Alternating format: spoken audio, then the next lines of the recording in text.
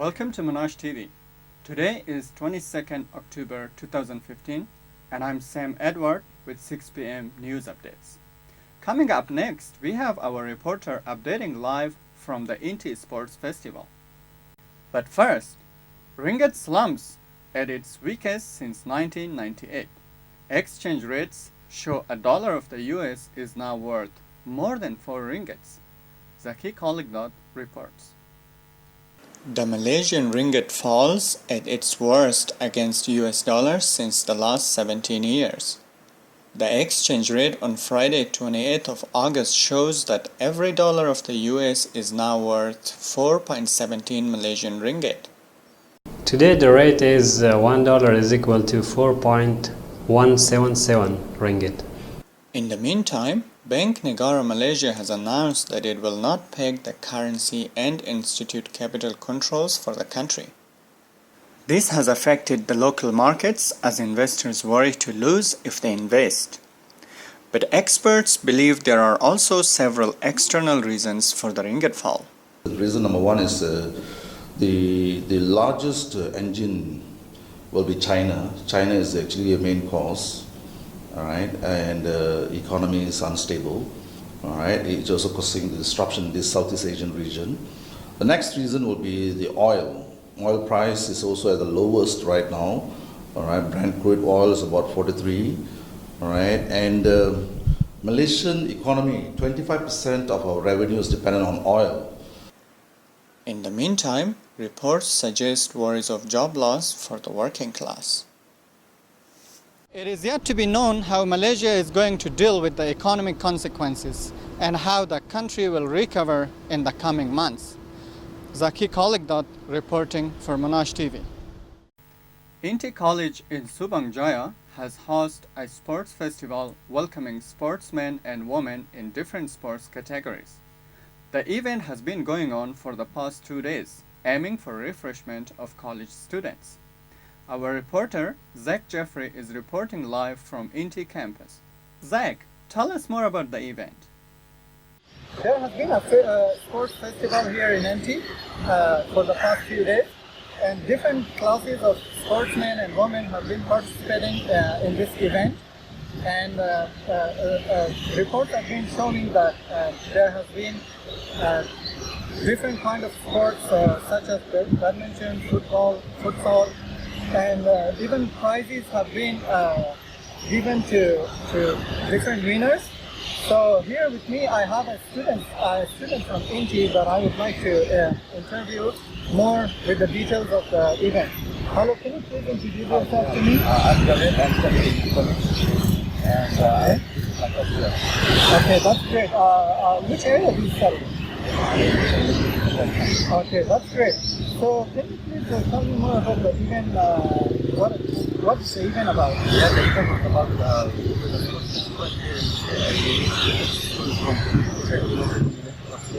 sports tournament from Sunday College, College, and hosted in the sports festival, and it has been held in the past day, and all the players have been participating very Okay, that's great. So you said that the event has been going on for the past 2 days? Yeah. Okay, what is the purpose of the event? Is it for refreshment for students or Yeah, what? the event was very good. It was actually for the students. Like, sports is very good for health, and everyone wants to get inside with each other and know each other more better, and make a very good lifestyle. Okay, that's very great. So as you can hear, the event has been going on for the past 2 days, and students have been participating from different universities and different colleges here in Inti. And did you also mention about the prizes? Have you been given prize for the winners and everything? Yes, today was the last day, and everyone was prize was also distributed to all the players, and all the players, some of them won in the first prizes, second prizes, and the others were knocked out in the first round as well. Okay, that's great. So back to you, Mr. Sam. Yeah, could you please tell us more about participants? Like how many participants are there? As I mentioned earlier, the event has been going on for the past 2 days, and different students have been participating from different areas of Malaysia. And it's not confirmed from the authorities, but a few people that I asked them suggested that there have been around 300 participants from different areas of Malaysia. Thank you, Zach. And now, as Malaysia is choking by heavy haze since the last 2 weeks, our reporter Jeff Allen has come up with a feature story about the haze and how it affects people's lives.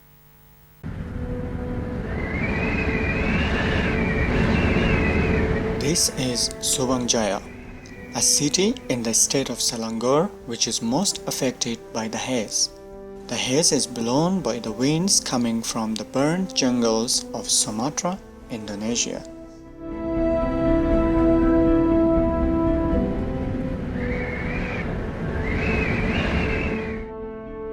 This is Hayat.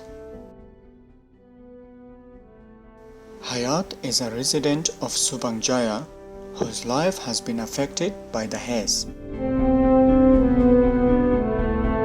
As he greets his friends, he advises them of the bad hazy condition of the weather.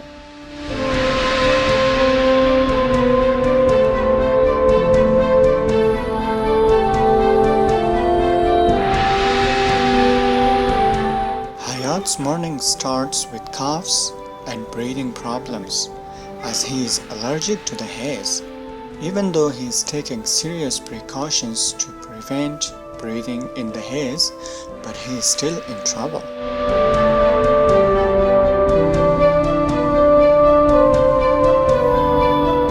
Hayat has to use some medication every day to survive the haze.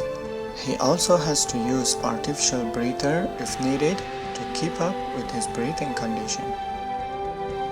Even though air pollution index has risen closely to 150, but Malaysia is still at work, and everyone is continuing to go to work.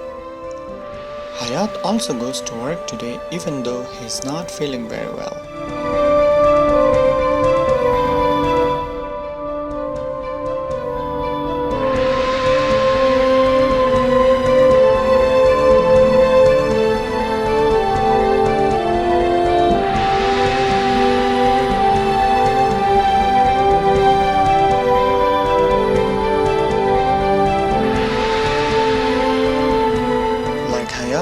Many people's health have been affected and many other yet to be affected if the hazy condition continues. People are highly recommended to reduce their outdoor activities and use a mask while going outside, or do regular checkups in order to stay safe and healthy.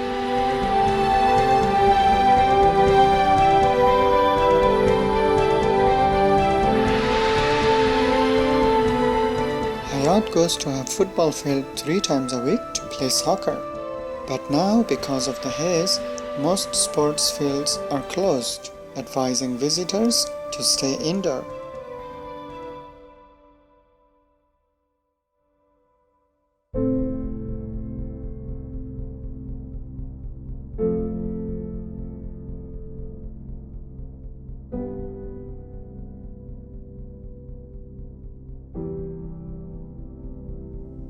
Hayat's story is the story of most Malaysians that have to suffer with haze since the last 2 weeks. While experts have warned of serious health impacts, it is yet to be known what steps the government will take if the winds keep bringing more haze to the skies here in Malaysia.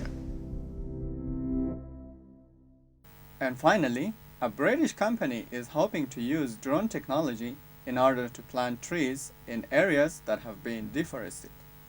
Biocarbon engineering recently introduced the idea in United Nations Solutions Summit. The problem is that the traditional hand planting, which is what's driving most of the reforestation efforts at the moment, just cannot keep up with the industrial scale deforestation.